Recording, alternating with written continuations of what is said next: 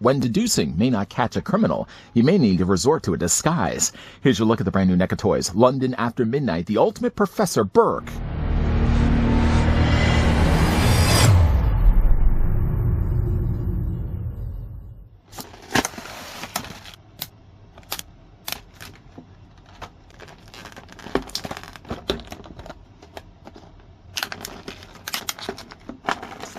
Despite all copies being destroyed in a vault fire, the 1927 silent film London After Midnight has remained a cult classic. Lon Chaney plays a dual role as Professor Edward Burke and the Man in the Beaver Hat in a tale of murder and inevitable justice. This ultimate action figure from the classic silver screen movie is highly articulated and comes with lantern, removable hat, extra hands, 3 interchangeable heads, and attachable winged cape. The 7-inch figure comes in a collector's friendly window box packaging with open flap. Even though really his frights are just a facade. Before we, of course, we get a closer look at the ultimate Professor Burke from London After Midnight, I'd like to thank the folks over at NECA Toys that did provide this sample we could have a look at.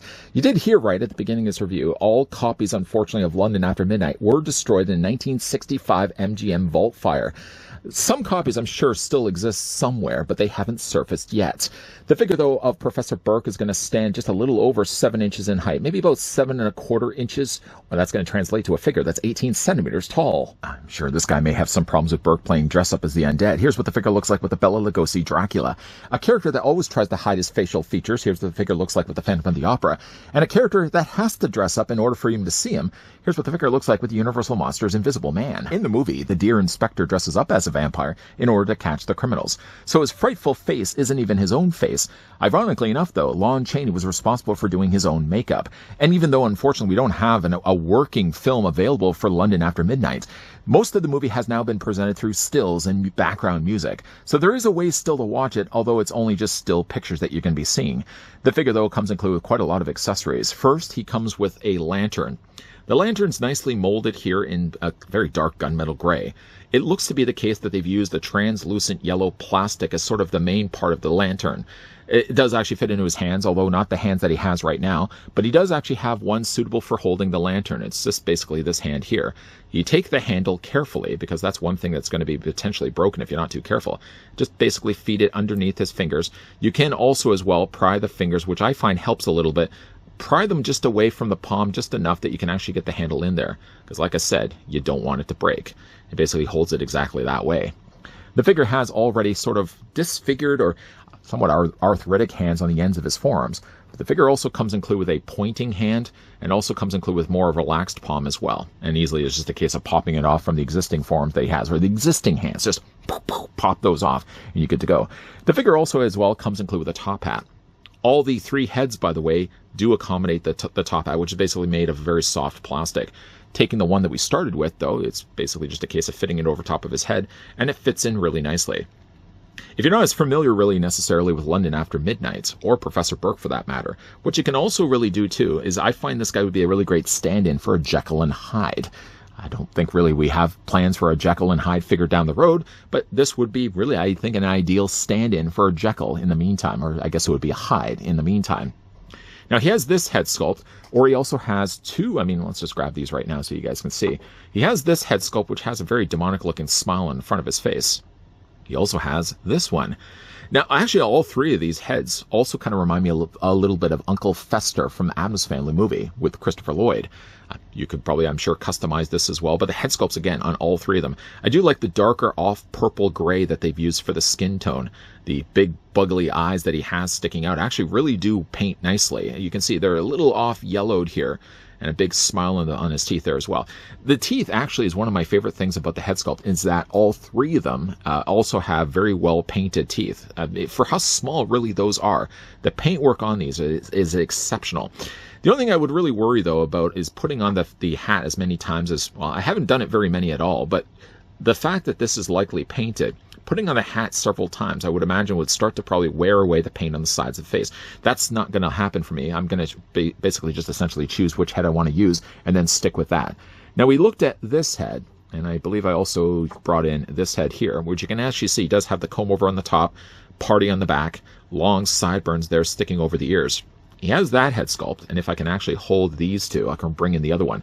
My favorite by far is this one here. not only takes the idea of going crazy and takes it to the extreme, but you also see as well more of an opportunity for that tongue to be predominant. The eyes are also looking a little bit more down on this head sculpt. And again, changing the heads isn't that hard at all. You basically just take the head that you want to use, remove the head that you don't want to deal with anymore, just pop that off the provided peg, take the head that you want to use, which again is this one right here for me, and pop that very securely in place. Now, he does also have a back section here for his cloak. This jacket piece, by the way, is simply removable. You don't even have to worry really about taking the hat off first. This comes off. You're probably wondering why this comes off too, is that he can also swap it out with a fabric version of this. The reason why they give you two is if you put this over top of his jacket the way it is right now, it's very impossible, in fact, to bring his arms forward without prying away the plastic. Basically, it's going to sit over top of his jacket. So NECA thought of that and what they did instead. So there's basically like this plastic version that's going to go over top of the jacket. You can then take this off in favor, though, of a fabric version.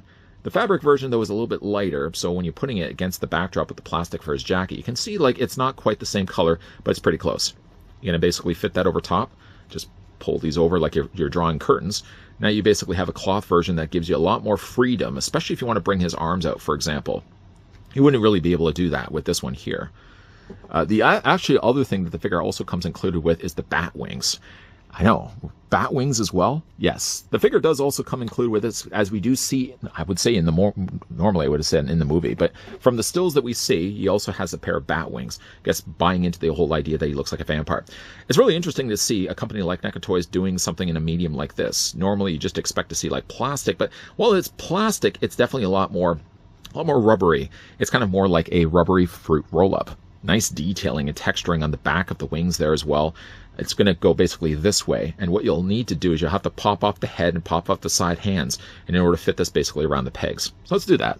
What we're going to do is, now again, you want to take the cloth one. I mean, you don't really have to necessarily. You could just take this off entirely, but from what I've seen, at least from the stills, it seems to be the case that he still has the back of the jacket still on there. So you want to just make sure that you bring the fabric around. You want to make sure, of course, you want to have it facing the right way. And this is one thing, honestly, that I had a harder time to do. It wasn't even so much changing out the heads, but just making sure that this was folded back, because you don't want to get this stuck in the way. Basically, just put that over top of the back of his neck. And once you get that, you want to make sure that these are basically fastened around the sides. And I guess what you probably may have wanted to do first is take the head off, just pop that off the provided peg. We're going to take this part here that's on the top of the wings. And that's the thing that's going to fit over top. Now, again, you can either leave these off if you wanted to. I prefer to keep them on because, again, based on some of the stills, it seems to be the case that he still has this on his jacket as well. Pop the head back in place, so that's going to keep now the wings all intact. Then you're going to bring the arms out. You probably already can see where this is going to go. You're going to remove the hands. Do it on the one side. And we'll do the exact same on the other side here. If you're having any tough time, by the way, removing the pegs, you can always go the route of heating this up. I did actually drop the top of the cloak, but I can easily just retrieve that just down here.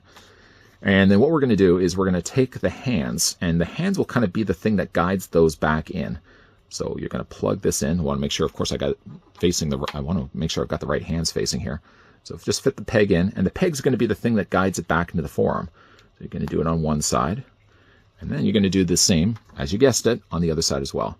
Now, while I'm doing this too, the only thing I would really worry about is being that this is a very soft rubbery plastic. I don't know if over time this will develop stress marks. My plan, though, in mind is probably not to have the figure displayed with the bat wings. But again, when you're putting it back onto the form, just want to be careful. Plugging it back in place. There we go. And even though I did really lose these in the process, again, you could always just take really the cloak, and the cloak could just fit over top. Now, again, you can leave it off really if you want to. I'm just going to put it back on there because it gives them the additional color piece. So that basically fits back in place, and just kind of bring everything out accordingly. To finish the look, we'll go ahead and add the top hat. Again, you can choose to have the top hat on or off if you want, but I think that gives us a nice finished look for the dear inspector. Of course, the jacket itself being a softer plastic, this isn't going to be something that's going to ever be removed on the figure. But again, like if you want to have the figure displayed with the wings, boy, does that ever look really nice. For all that work and all that effort, what we're going to only just do anyways is I'm going to remove this. One last look just to show you guys what that looks like. Again, I really like the rubbery material. My only real one concern is actually the way that those loop around the hands. Not so much around the neck, but I mean, again, if you're going to be moving this around, it's just such a very thin layer of that plastic. Very thin strand. I just don't want that to break. So we're just going to pop these off. And once they're unpegged, really, the cape easily comes off. Just do it on the other side as well. There we go. And then, of course, we're going to have to go back to removing the head, and we'll just take off the cape piece altogether. We're just going ahead and move the wings off to the side. Going back, all that, and put the head back in place. Put the hands back as well. Those just plug back in proper place. And we'll do it on the other side as well. Yeah, we will leave the fabric off. I'll leave the actual cloak piece off the back of his jacket because it's just going to be a little bit easier looking at the rest of the details on the figure. So again, like he does have this head sculpt, which is my favorite really of the three. And then his jacket basically consists of layers. So he has a suit jacket, which seems to be a tailed jacket. And then he also has himself the trench coat that basically goes over top of it. They've colored matched everything really nicely here. So even like the jacket that he has underneath matches pretty close in color to the black that he has for his outer jacket. And of course, he's got the sleeves that go along with that as well. The lower pants also have somewhat of a matching color. You could choose really to have this guy paired along with your black and white Universal monsters, but being the fact that he does have some color there in his eyes and especially in his tongue, that's why I would likely probably want to choose to have this guy display my colored versions of the Universal monsters rather than the black and white. For the figure's articulation, while still keeping with the top hats on top of his head, the figure does have a ball joint, so Professor Burke does easily rotate his head all the way around. It looks up that far, it looks down, and it also moves back and forth.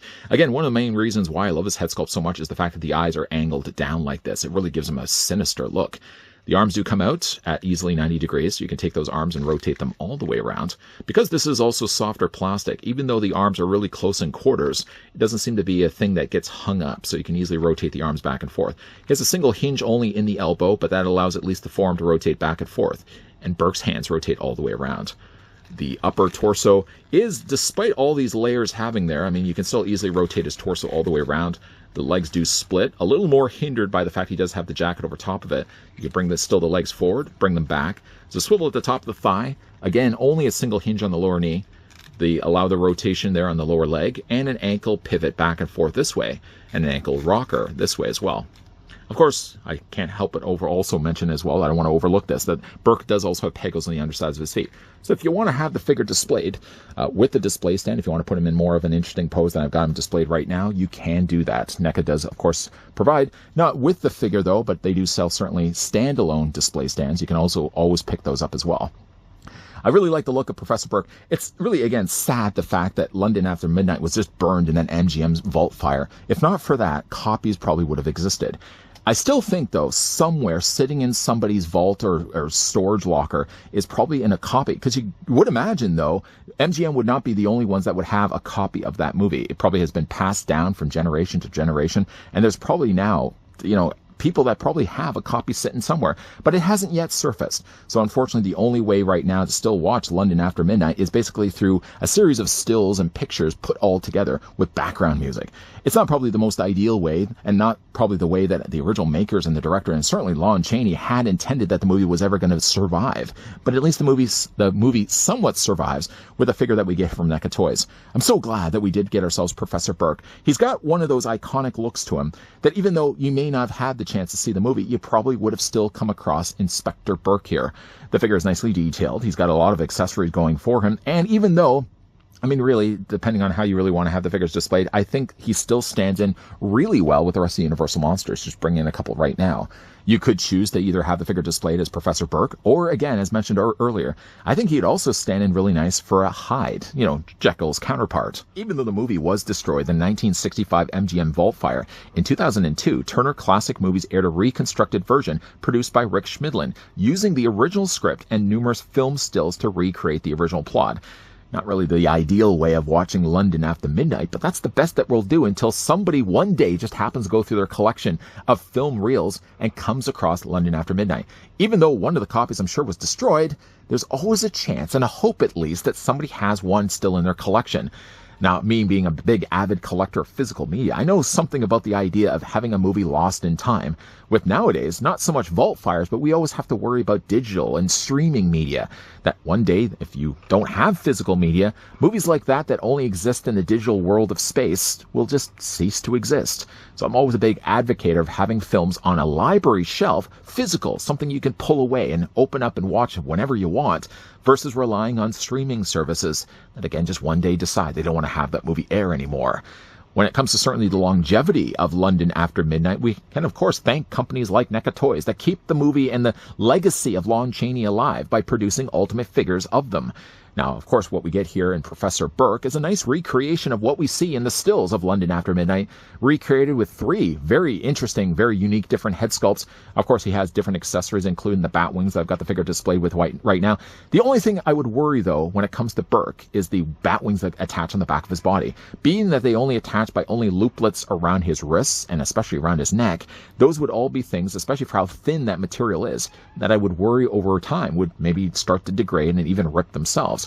So I'm not planning to probably display Burke with the bat wings, but again, it's a nice included accessory, and I'm glad that NECA threw those in there. After all, it is in the movie. From what little we are able to see of it, it's nice that they actually included it with the figure as well. Big thank you once again to the folks over at NECA Toys that did provide the sample of the London After Midnight Ultimate Professor Burke that we had the chance to have a look at in this review. Have you guys ever seen London After Midnight? And, again, by saying seen, have you ever really seen what we got the closest thing to being the movie? Have you ever watched it? Let me know down below in the comments section.